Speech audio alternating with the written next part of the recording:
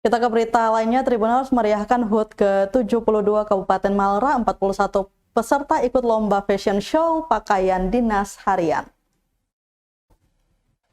Dalam rangka memeriahkan hari ulang tahun Kabupaten Maluku Tenggara atau Malra ke-72 tahun, Pemkab Malra menggelar lomba fashion show.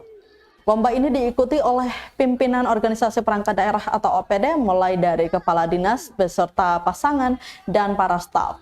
Pantauan tribunabon.com Senin 30 Desember 2024 tak seperti hari biasanya.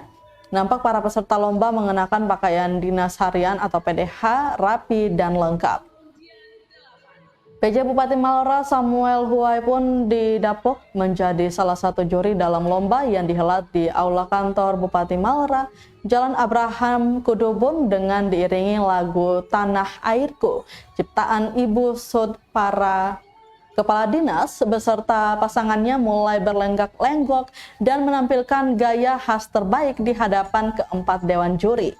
Tak hanya kepala dinas saja, melainkan para camat beserta pasangan pun ikut memeriahkan lomba. Terlihat penonton pun memeriahkan aplaus dan berteriak heboh melihat tingkah para peserta. PJ Bupati Malra Samuel Huai mengatakan fashion show juga merupakan salah satu cara mengelola disiplin berbusana. Menurutnya ini juga merupakan bagian dari pengelolaan tanggung jawab agar berbusana dapat selaras, serasi, dan seimbang.